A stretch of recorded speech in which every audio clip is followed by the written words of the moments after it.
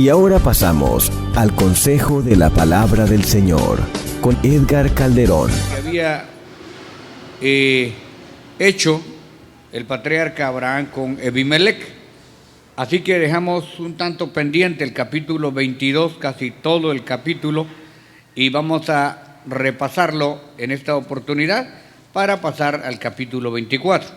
Así que les invito, por favor, queridos hermanos, que me acompañen a Génesis capítulo 22. Si trae sus notas, vaya haciendo sus bosquejos y juntos vamos a ir aprendiendo. Sea bendito el nombre de Cristo Jesús. Empezamos entonces con Génesis capítulo 22 y su verso primero para la gloria del Señor. Dice la santa y la bendita palabra: aconteció después de estas cosas que probó Dios a Abraham y le dijo: Abraham. Y él respondió: heme aquí. Y le dijo: toma ahora a tu hijo, tu único, Isaac, a quien amas, y vete a la tierra de Moria, y ofrécelo ahí en holocausto sobre uno de los montes que yo te diré. Y Abraham se levantó muy de mañana, y enalbardó su asno, y tomó consigo 2 siervos suyos, a Isaac su hijo, y cortó la leña para el holocausto. Y se levantó y fue al lugar que Dios le dijo. Al tercer día alzó Abraham sus ojos y vio el lugar de lejos. Entonces dijo Abraham a su siervo: esperad aquí con el asno, y yo y el muchacho iremos allí, adoraremos y volveremos a vosotros. Sea bendito y alabado el nombre precioso de nuestro buen Dios y Salvador Jesucristo. En esta oportunidad, Señor, te adoramos, te glorificamos, te rogamos, te suplicamos que nos ayudes a entender, a comprender, a discernir y sobre todo a practicar tu bendita palabra. Trae enseñanza a nuestras mentes y refrigerio a nuestros corazones, salud a nuestros cuerpos y edificación para nuestra alma. En el nombre de Jesús. Amén. Bueno, ahora sí, hermanos amados, pueden tomar su lugar con la Biblia abierta. Y lo primero que vemos acá, después de lo que acontece, Dios llama a Abraham y él le responde: heme aquí. Esto es algo muy importante. La obediencia que concreta Abraham, la obediencia que siempre Abraham ejerce a lo que Dios quiere decirle. Es maravilloso y es muy sencillo ver: Abraham, heme aquí; Samuel, heme aquí. Bueno, era una forma de contestar afirmativamente. Ahora, yo me pregunto en estos últimos días cuántas veces Dios nos ha llamado, o Dios nos ha hablado a través de la palabra, o Dios nos ha hecho sentir, o nos ha dado un sueño con relación a algo que tenemos que hacer y no lo hemos hecho. ¿Cuántas veces Dios nos pone a veces en el corazón: haz esto, por decir así, ayuda al hermano fulano, o esto es necesario que hagas en el templo, y usted lo siente en su corazón, nadie se lo está diciendo, o pídele perdón a fulano de tal, o haz las paces con tu papá, con tu hijo, con tu suegra, con tu suegro. ¿Cuántas veces Dios nos habla al corazón y nos hace sentir a hacer algo, no es cierto? Es increíble, pero vemos cómo Dios nos libra de cosas tremendas. Un hermano estaba acostado en medio del día de trabajo en construcción y se quedó viendo para el techo. Obviamente estaban construyendo y había una tabla donde estaban pasando con las carretas, pero una tabla bastante gruesa, tipo viga, y cuando él estaba viendo hacia arriba, meditó por un momento y dijo: ¿qué pasaría si esta tabla se cayera y se me viniera encima? Y se quitó de ahí. Y cuando él se quitó, como a los 10 segundos, la tabla se vino, justo donde él estaba acostado. O sea, Dios le hizo sentir ese sentido de alerta para moverse de ahí. ¿Cuántas veces Dios nos habla y nosotros no decimos: heme aquí? Creo que es importante aprender a entender la voz de Dios. En primera instancia, a través de la palabra. En segunda instancia, a través de los sentimientos que Dios pone en nuestro corazón. Cuando Dios nos ponga a hacer algo bueno, sintamos hacer algo bueno, nos encamine a hacer algo bueno, no lo pospongamos. Si un día usted siente en su corazón darle una ofrenda a un hermano que lo necesita, hágalo. Dios se lo está poniendo a hacer. Si un día Dios le pone a usted pedir perdón o arreglar cuentas con algún familiar, hágalo. Usted no sabe cuánto tiempo viviremos en la tierra. Es muy importante oír la voz de Dios. Y aquí pues Abraham tiene una ventaja porque Dios habla personalmente con él. Ahora Dios nos habla a través de la Biblia. Hebreos 1:1 nos dice exactamente que Dios, habiendo hablado en otro tiempo a nuestros padres por los profetas, ahora dice, nos habla a través de nuestro Señor Jesucristo. Ahora, pasando el tiempo de la ignorancia, Dios nos habla a través de su palabra y también nos habla por la proyección directa de su Espíritu, y necesitamos aprender a docilizar y a oír la voz de Dios. Así que Dios habla a Abraham y él le dijo, heme aquí. Qué bonito sería que esta mañana le pidiéramos al Dios Todopoderoso que abriera nuestros sentidos espirituales para ser sensibles a la voz de Dios. Y le dijo, toma ahora tu hijo, tu único Isaac, a quien amas, y vete a la tierra de Moria y ofrécelo allí en holocausto sobre uno de los montes que yo te diré. Cuando hablamos del monte Moria, el monte Moria no es que ya moría, sino que así se llama, Moria o Moriah. Ese monte Moria, ese lugar específico, ¿se acuerda usted cuando vinieron los juicios sobre David y el ángel de Jehová estaba exterminando el pueblo, pero Dios tiene misericordia y David ofrece un sacrificio específicamente sobre la era de un jebuseo?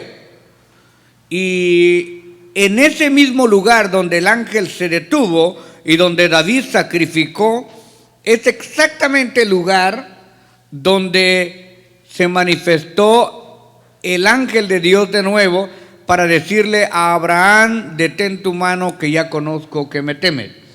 Ese es el mismo lugar. Y ese monte Moria es el mismo lugar donde Salomón edificó el templo que no pudo edificar David. Es el conflicto ahora entre árabes y israelíes. Es el monte Moria, también conocido como el monte del templo. Importante, ¿no? Así que Dios designa, y este es un prototipo muy importante, simbólico para nosotros, de por qué Dios lo lleva hasta el monte Moria. El monte Moria era específicamente la era de Ornán Jebuseo, donde el ángel se paró y terminó la matanza, y es el mismo lugar donde Dios ordena a Salomón edificar el templo. Este es el monte Moria, donde está el templo, donde ahora desafortunadamente hay una mezquita musulmana, y se cree que debajo de esa mezquita está enterrado el templo, los vestigios del templo, y que en alguna parte abajo debe estar el arca del pacto, y esa es la necesidad que tiene Israel de tumbar la mezquita para edificar de nuevo el tercer templo, y es lo que los árabes no quieren hacer, y ahí está el problema que se extiende por todo Medio Oriente. Bueno, teniendo eso en consideración, continuamos entonces, vete a la tierra de Moria y ofrécelo ahí en holocausto sobre uno de los montes que yo te diré. Abraham se levantó muy de mañana, enalbardó su asno, o sea, lo preparó, tomó consigo 2 siervos suyos, Isaac su hijo, cortó la leña para el holocausto. Antes de entrar de lleno al holocausto, quisiera regresar un poquitito al verso número 2, y dijo, toma ahora a tu hijo, el único Isaac. El Señor sabía que Isaac era el único hijo de él con doña Sarita. El otro hijo era con Agar. Y sabía que a este hijo, por haberlo tenido en la vejez, era el que más amaba y era el único hijo, por decir así, de matrimonio. ¿por qué no sacrificó a Ismael? ¿Por qué sacrificó a Isaac? Bueno, no lo sacrificó, pero estuvo a punto de hacerlo. ¿Por qué no murió Caín? ¿Por qué murió Abel? Aquí tenemos mucho simbolismo, pero ¿por qué se dan estas cosas? Bueno, dice que Dios sintió probar a Abraham. 22:1. Aconteció después de estas cosas que probó Dios a Abraham. En realidad Dios quería matar a Isaac. No lo quería hacer. Él tenía un plan, pero quería probar la fidelidad de Abraham. Ahora, ¿usted cree que Dios no sabía que Abraham era íntegro? ¿Qué cree usted? ¿Sabía Dios que Abraham era íntegro o no lo sabía? Sí lo sabía. Es más, quizás si Abraham no hubiese sido íntegro, a lo mejor ni lo prueba. Pero entonces, ¿para qué es la prueba? La prueba es para acrecentar la fe. La prueba es no es porque Dios necesite saber si somos fieles o no. Él ya lo sabe. Lo que Dios necesita es que nosotros caminemos sobre la fe, acrecentemos nuestra fe y tengamos mejor relación con Él. Me adelanto un poquito. A veces cometemos errores y decimos, Dios me está probando. No, Dios no nos está probando. Esta es la consecuencia de lo que hicimos. Esta no es una prueba. A veces decimos, el Señor me permitió esta prueba de mi enfermedad. No, ¿cuántas veces Dios le dijo, come bien, cuida tu cuerpo? Y nosotros seguimos tragando como náufragos. Y después cuando nos enfermamos y tenemos, hermanos, que se nos subió el aceite, la grasa, el azúcar, la sal, y todos decimos, ay Señor, ¿por qué permitiste que me enfermara? No, si cuántas veces yo te dije que hicieras esto, que hicieras lo otro, y nunca tomaste cuidado de tu salud, y ahora me echas a mí la culpa que te enfermaste. Esas no son pruebas, esas son negligencias. Esto es la consecuencia de una vida perezosa y de un cero cuidado en lo absoluto de esto que es nuestro templo.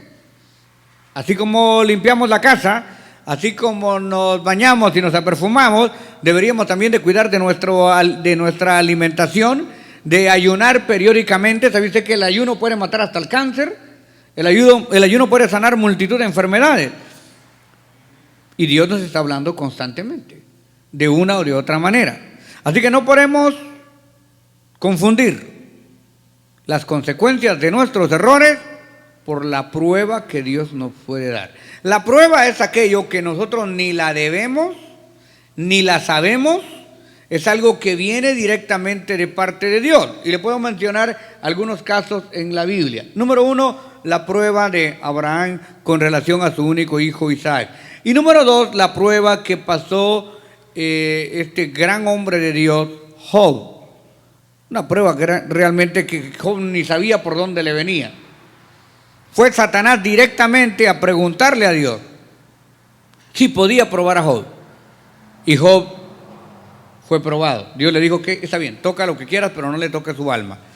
Y luego la prueba que pasa el apóstol Pedro cuando niega al Señor Jesucristo. Ya sabía Dios que lo iba a negar, por supuesto. ¿Por qué permitió? Porque tenía que acrecentarse Pedro, tenía que levantarse, tenía que empoderarse en fe. Por eso el mismo Señor Jesucristo le dice, Pedro, Satanás me ha pedido zarandearos como trigo, pero yo he rogado por ti para que tu fe no te falte. ¿Qué era lo que estaba tratando de incrementar Cristo en Pedro? La fe. Yo he rogado por ti para que la fe no te falte. Y una vez restaurado, una vez vuelto, confirma a tus hermanos. O sea, Pedro tuvo que ser tan débil, para después ser, después de Pablo, el más fuerte de los apóstoles. Así que es necesaria la prueba. La prueba produce paciencia. La paciencia, esperanza. Y la esperanza no avergüenza. Así que es importante que entendamos eso. Y ahora sí seguimos. ¿Por qué Dios le pide entonces a Isaac? Porque yo le aseguro que si le pide a Ismael hubiera sido un poco más fácil. De hecho, ya se lo había pedido de diferente manera. Le dijo que corriera al muchacho de la casa con todo y Agar, y Abraham no tuvo ningún problema en hacerlo. Se entristeció un poco, pero le dijo: obedece lo que dice tu esposa y hazlo, y lo hizo. Creo que si le hubiera pedido a Sara, hubiera dicho: bueno, pobrecita mi esposa, pero ni modo, ya vivió suficiente, ya está viejita, más de 90 años, la sacrifico con gusto. No sé si con gusto, pero la hubiera sacrificado. ¿Qué más le podía pedir Dios a Abraham? Oro, plata, ganado, todo eso Abraham se lo hubiese dado sin pensarla. Pero cuando le pide a su hijo, es algo que no cualquiera lo hubiese hecho. Y aquí era la oportunidad de probar el profundo amor a Dios, como Dios probó el profundo amor hacia el hombre.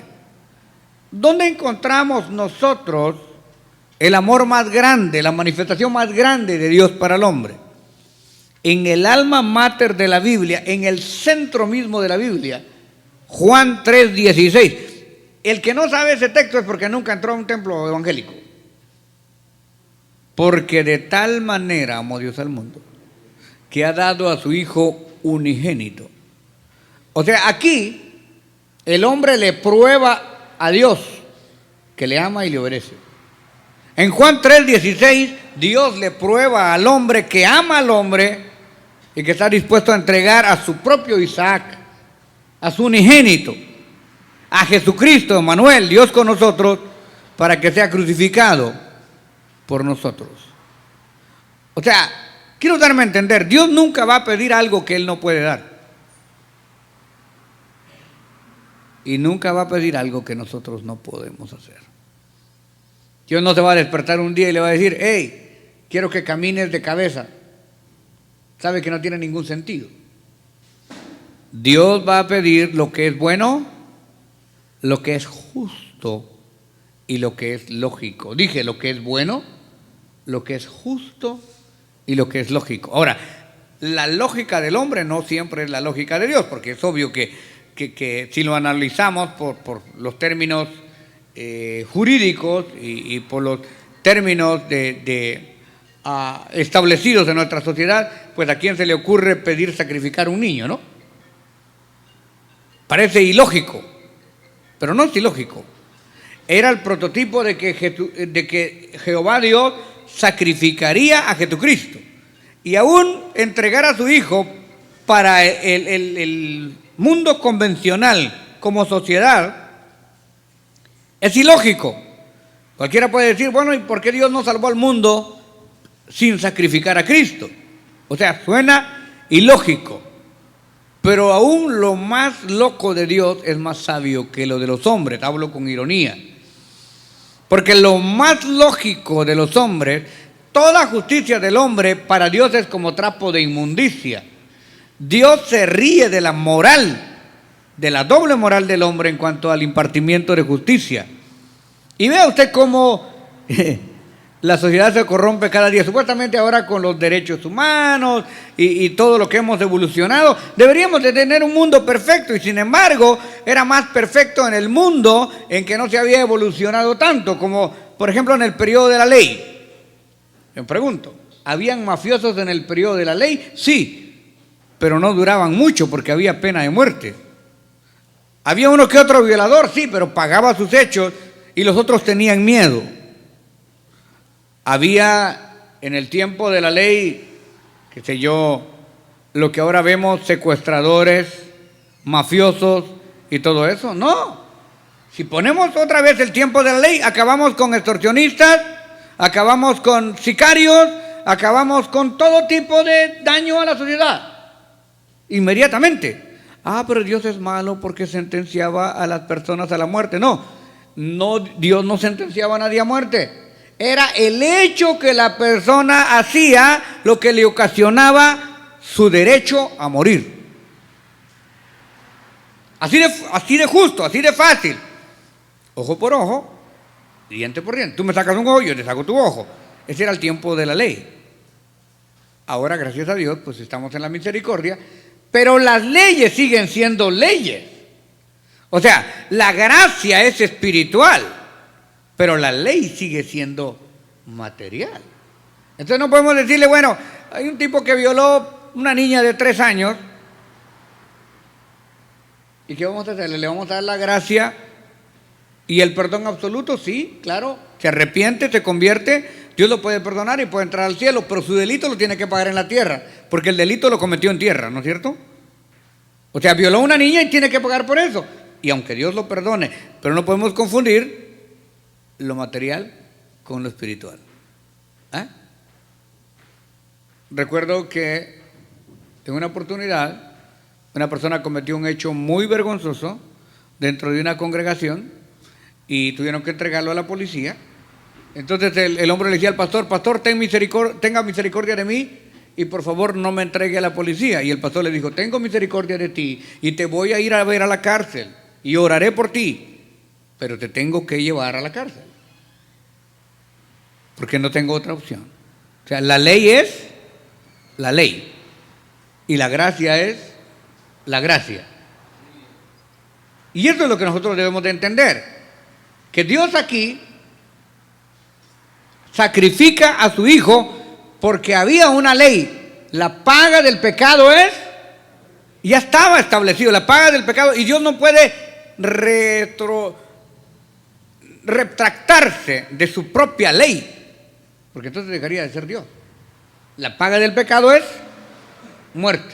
Entonces nosotros deberíamos de haber muerto por nuestro pecado. Por un hombre entró el pecado al mundo y por este hombre, Adán, pasó el pecado a todos los hombres. El pecado trajo muerte, pero ahora alguien tenía que morir para redimirnos del pecado. Esa era la ley de justicia. Y por eso Jesucristo murió por nosotros, para redimirnos de la ley del pecado. Ahora vemos entonces que Dios pide que un hombre esté dispuesto a hacer esto en cuanto a un prototipo, aun sabiendo que el hombre lo iba a querer hacer por obediencia, pero que él iba a suplir, como siempre, el cordero para el sacrificio. O sea, Dios no estaba esperando, Dios no es un Dios sanguinario que quiere sacrificios humanos, de ninguna manera. Era nada más para que tratáramos nosotros de entender cuánto fue el dolor de Jehová Dios al entregar a su Hijo. O quiero regresar un poco al monte de la calavera, donde fue crucificado nuestro Señor Jesucristo. Parafraseando un poco, dice la palabra que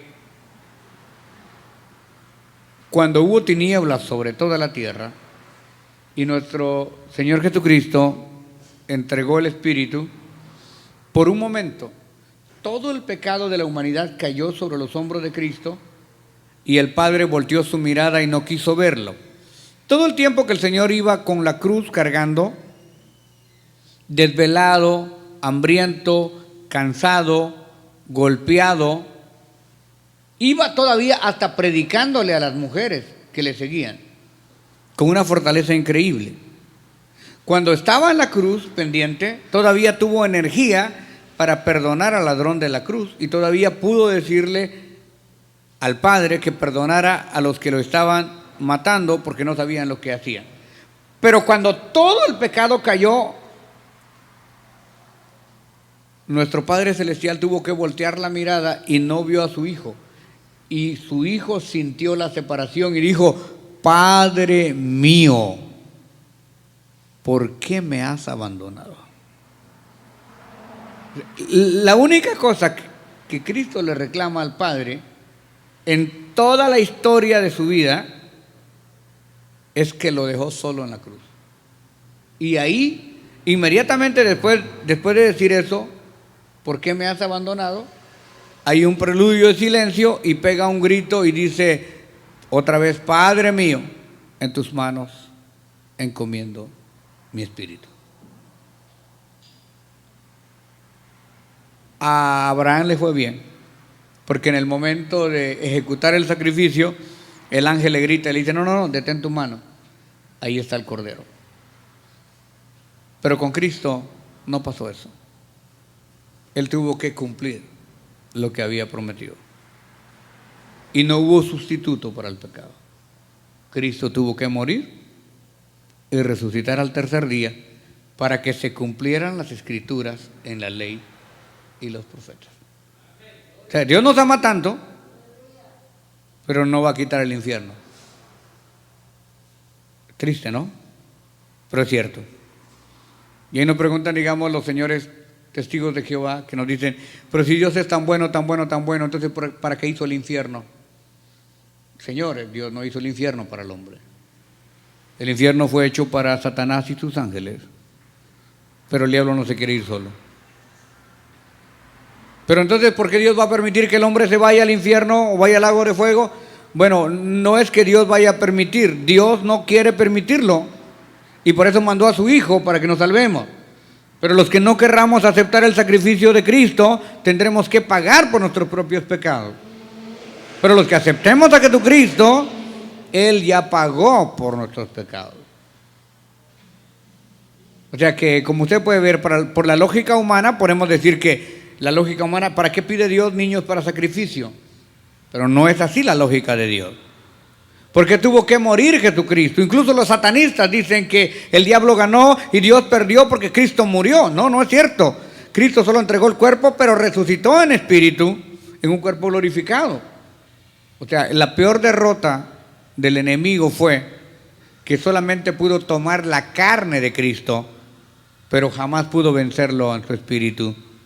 Y es más, en 1 Pedro 3:19 vemos que en estos 3 días que Él estuvo en el centro de la tierra, salvó a los espíritus rebeldes que fueron condenados en los días de Noé, cuando se preparaba el arca, porque obviamente no tuvieron la oportunidad de arrepentirse. Noé no les predicó. El testimonio de Noé, el pregón de Noé solamente fue construir el arca. En ninguna parte encontramos que Noé les predicó. Y como estos fueron allá sin haber tenido una oportunidad, Cristo fue y los rescató después de muerto. Esto es algo tremendo. Volvemos al punto en que estamos entonces. Verso 3. Ve y sacrifícame a Isaac. Eso lo dice en el 2 y en el 3. Abraham, con una fe increíble, por eso llega a ser llamado el padre de la fe.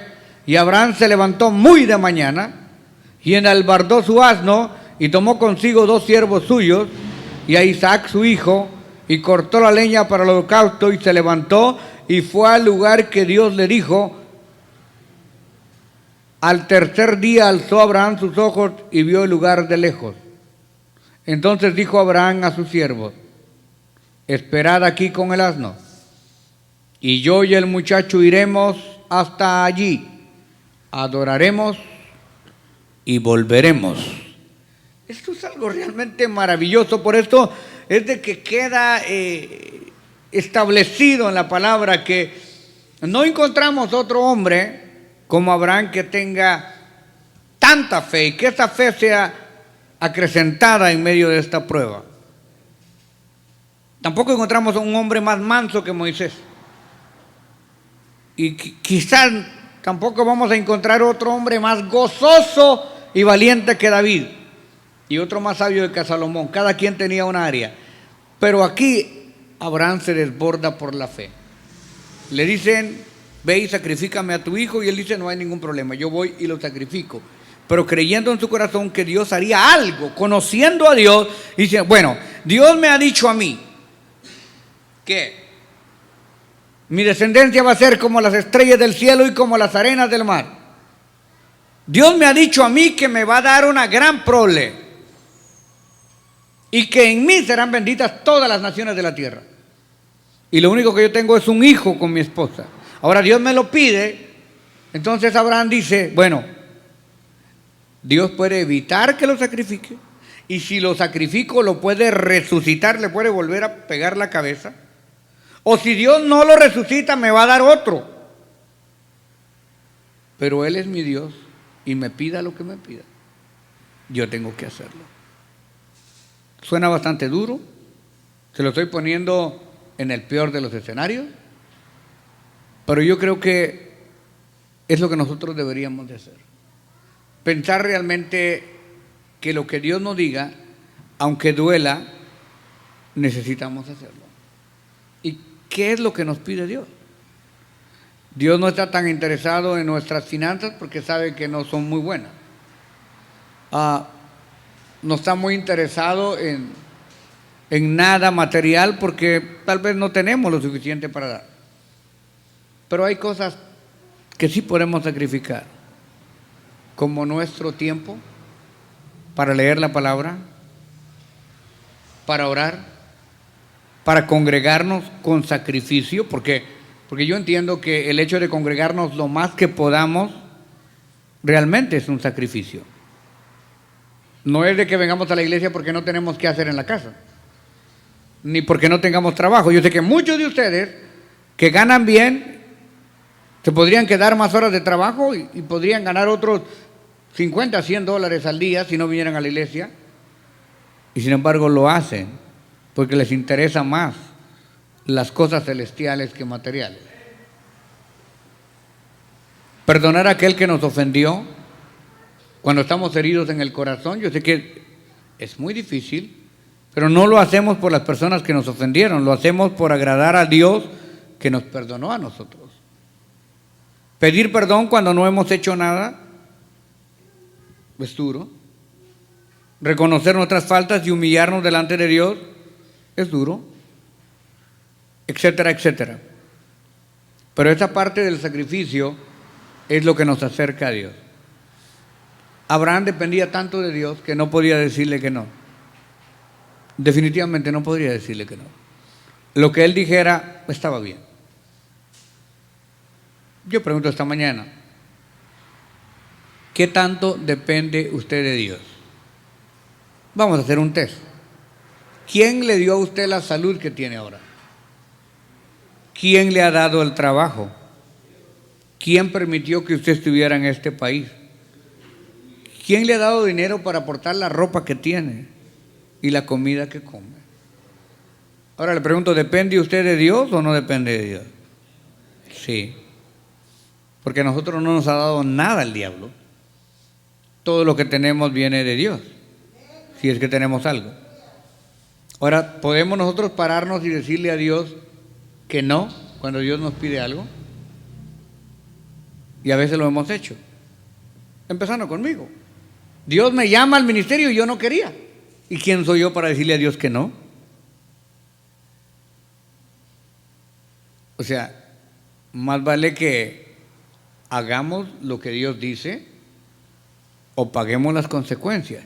Y lo bueno que Dios no es un Dios vengativo ni sanguinario, pero las consecuencias de las pérdidas de bendiciones a la negación nuestra, a la voluntad de Dios, siempre van a ser caras. Siempre van a ser caras. Vimos en los capítulos anteriores ciertos errores que cometió Abraham y vimos las consecuencias que pagó él por esos errores que cometió. De la misma manera nosotros cometemos errores y pagamos las consecuencias. Pero lo que aprendemos de Abraham, que aunque le dolió y aunque no sabía él cómo Dios iba a actuar, pero él sabía y él tenía la fe que Dios iba a actuar. Y yo creo que esta es la perspectiva nuestra en la tierra. Nosotros debemos de saber que yo no sé cómo Dios va a actuar, pero Dios va a actuar. Cuando usted está en problemas debe de saber que cómo va a pagar la renta. Usted no sabe cómo va a pagar la renta, pero la renta la va a pagar. Usted no sabe cómo va a sanar de esa enfermedad que el doctor dice que tiene, pero usted sabe que siguiendo la voz del Espíritu usted va a salir de ese problema. Porque Dios le ha sacado de tantos que le va a sacar de este. ¿Cómo se va a solucionar el problema en el trabajo? Yo no sé, pero Dios lo va a hacer. ¿Cómo va a solucionar usted los problemas migratorios? Yo no sé, pero Dios lo va a hacer. Dios siempre tiene una puerta. Dios siempre tiene una salida. Nada más necesitamos aprender la fe de Abraham, porque los que son de fe, estos son hijos de Abraham. Y yo creo que en cuanto a la fe, todos alcanzamos la bendición de Abraham. ¿Y cuándo Dios se va a glorificar? Cuando sea más difícil. Y él empieza a confesarlo antes de recibirlo. Espérenme aquí.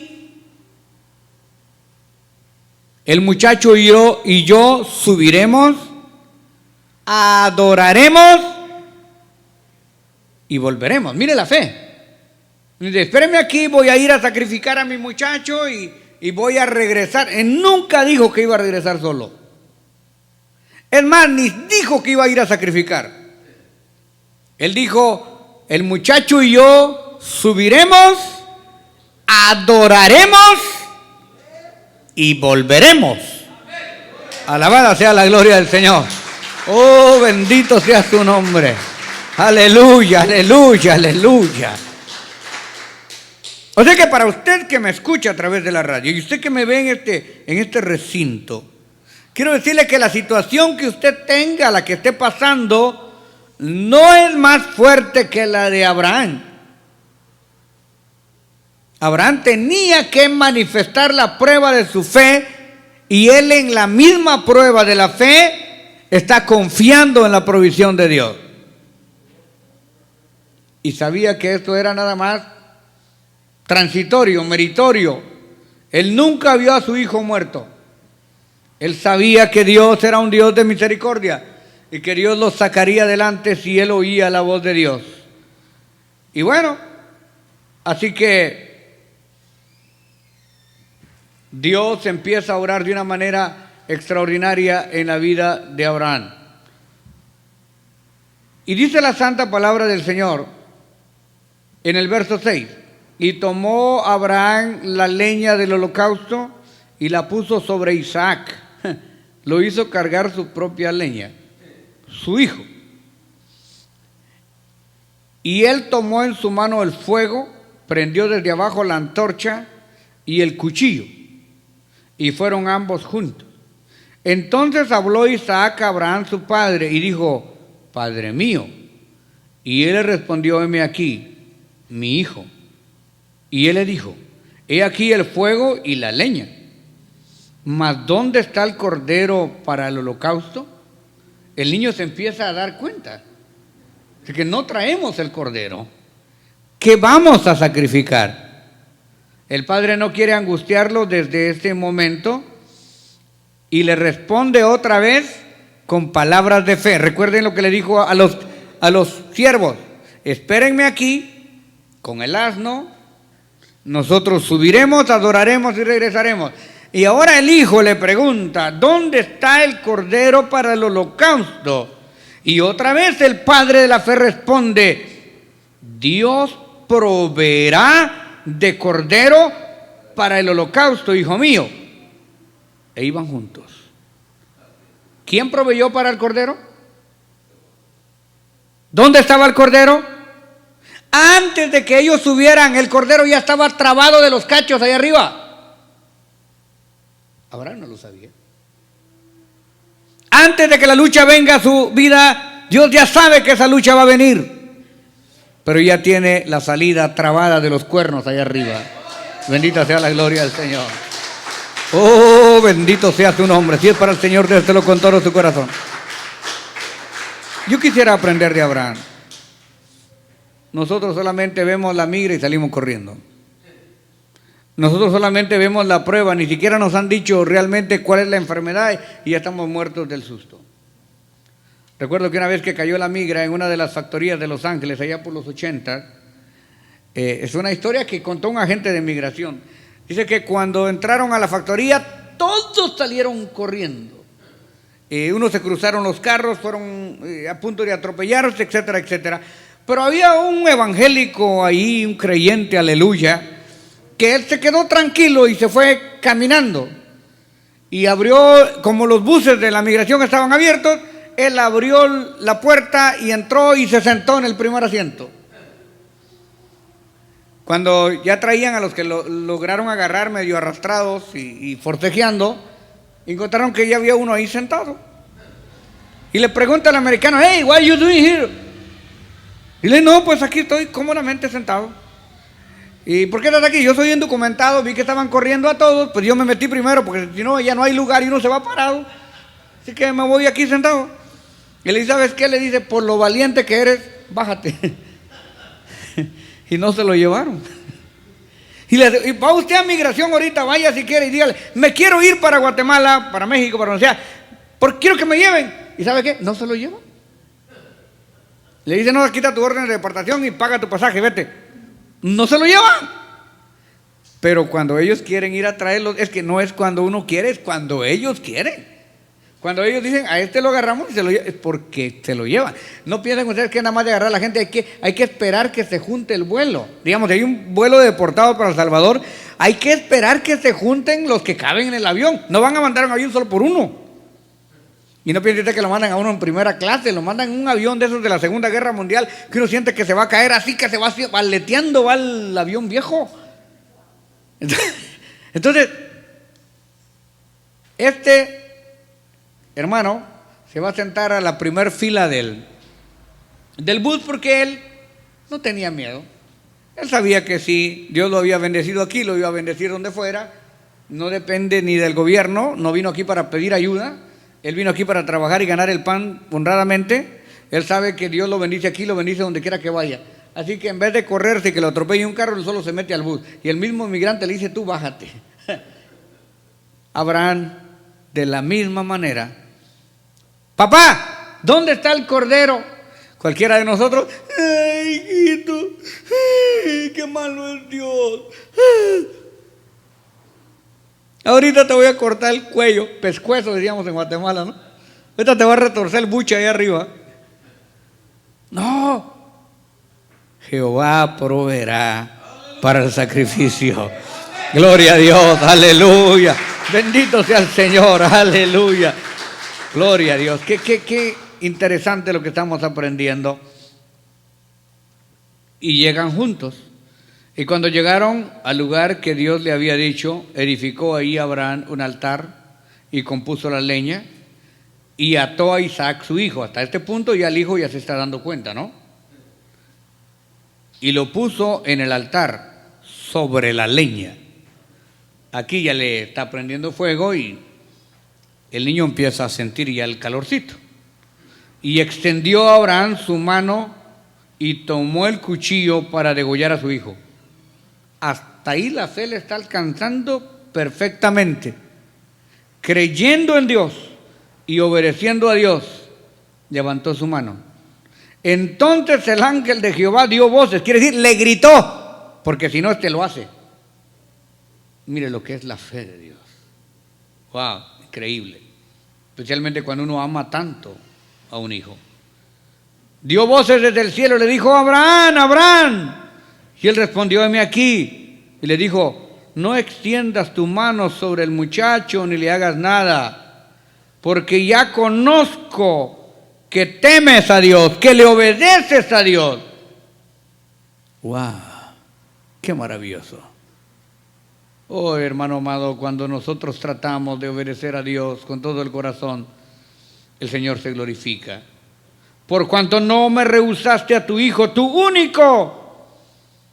Entonces alzó Abraham sus ojos y miró, y aquí a sus espaldas un carnero trabado del zarzal, que era lo que tipificaba al Señor Jesucristo.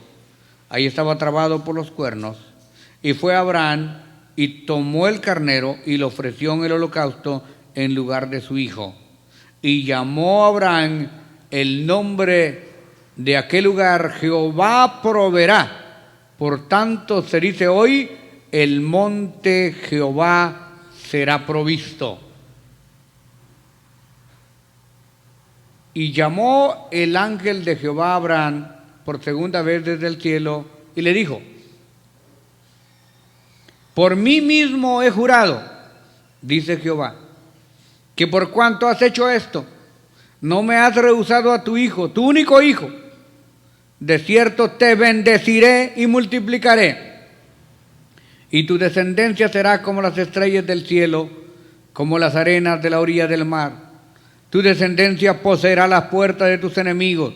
En tu simiente serán benditas todas las naciones de la tierra, por cuanto obedeciste mi voz. Mire cómo la fe que Abraham tenía era tan grande, pero fue aún más acrecentada. Por más dura que sea nuestra lucha, más grande será la fe sobre nosotros y más grande será la cercanía de Dios para con su pueblo. Y volvió Abraham a sus siervos, como lo había dicho, y se levantaron y se fueron juntos a Beerseba. y habitó Abraham en Berseba, que quiere decir el pozo del contrato, el pozo del trato, el pozo del juramento. Ahí donde habían jurado con Elimelec que podían utilizar los dos el pozo, pero que Abraham lo había abierto. Y aconteció después de estas cosas, y hay una ciudad ahora que se llama Berseba. Y aconteció después de estas cosas que le fue dada la noticia a Abraham diciendo: he aquí también Milca ha dado a luz a Nacor su hermano, Uz su primogénito, Buz su hermano, Kemuel padre de Aram, Quesed, Aso, Pildas, Gislaf, Betuel, y Betuel fue el padre de Rebeca. Estos son los 8 hijos que dio a luz Milca, y Rebeca obviamente vino a ser la esposa de Isaac, de Nacor, hermano de Abraham. Y su concubina, que se llamaba Reuma, dio a luz también a Teba, a Gam, a Taaz y a Maca. Y por eso se menciona la familia de Abraham, porque de aquí Abraham envía a traer esposa para su hijo Isaac, y esto será lo que contemplaremos más adelante. Carísimos de Jesucristo, queremos hacer una pequeña recuperación. ¿Cómo se le llama a Abraham en el aspecto bíblico? El padre de la fe. ¿En algún momento Abraham dudó de la mano de Dios? ¿Abraham creyó que iba a morir su hijo? Nunca lo creyó. Y creía que a un muerto lo podía resucitar, ¿cierto? ¿Cuáles fueron las palabras más importantes que Abraham confiesa antes del sacrificio? Una vez voluntaria y la otra vez que se lo preguntan. La primera vez voluntaria le dice: ustedes espérenme,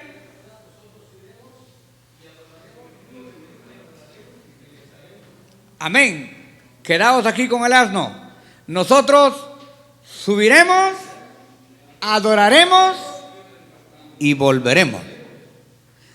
¿Cuál es la segunda vez donde Abraham afianza su fe en el camino?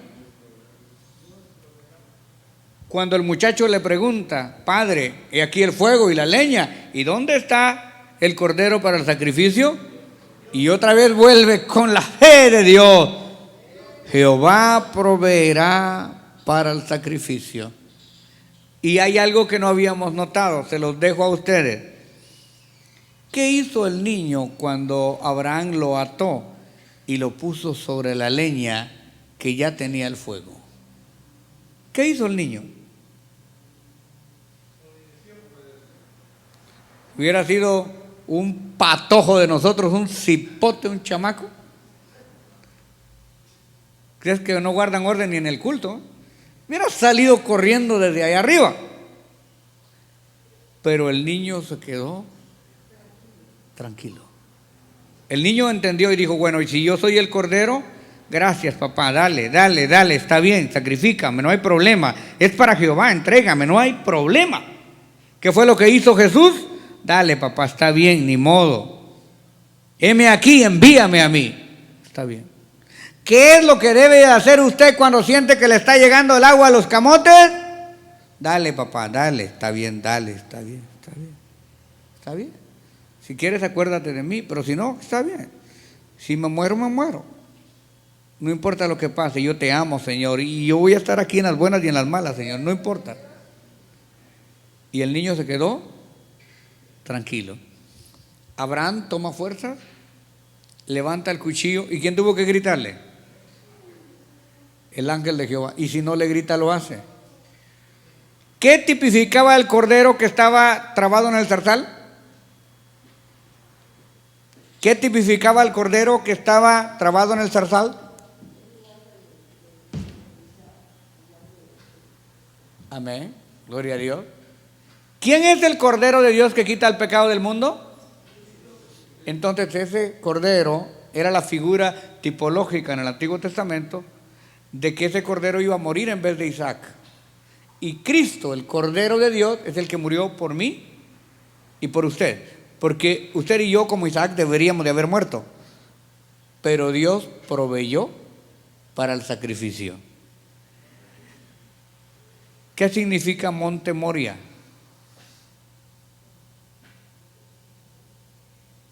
¿O Moria? El monte de la provisión, donde Dios proveyó. ¿Dónde está el monte? En el lugar de la era de Ornán Jebuseo, donde el ángel de Dios recibió el sacrificio y paró la mortandad. Y ese lugar donde Salomón edificó el templo. Y ese lugar donde está el problema ahora de los árabes y de los israelíes. Bueno, me gusta enseñarles a ustedes porque aprenden más que yo. Que Dios les bendiga. Vamos a estar de pie. Alabado sea el Señor. Padre, en esta hermosa hora te adoramos, te bendecimos.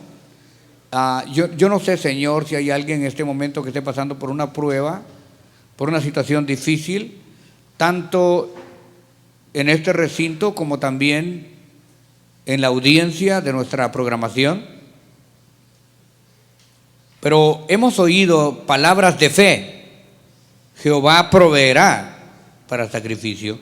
Nosotros iremos, adoraremos y regresaremos. Señor, yo sé que tú puedes ayudar a mis hermanos y a mis hermanas que hoy vinieron con un corazón dispuesto para recibir de ti. Dios mío, Padre mío, extiende tu mano de poder, de amor y de misericordia. Bendice a mis hermanos, Señor, que están pasando por momentos difíciles. Pero hoy entiendo por tu palabra que no hay nada que tú no sepas y no hay nada que tú no conozcas. Gracias por su sintonía y esté pendiente porque en cualquier momento podría estar con usted Edgar Calderón en Palabra Unida. Tenemos servicios todos los días a las 7 de la noche. Los viernes, vigilia y clamor bajo la unción de Dios. Los sábados y domingos, tremendas campañas evangelísticas. Y los lunes, gloriosos conciertos de alabanza con los más reconocidos intérpretes de la música cristiana. Llámenos ahora mismo, 213-840-7500. 213-840-7500. Estamos esperando por usted. 213-840-7500. 213-840-7500. Palabra ungida. Tu vida cambiará.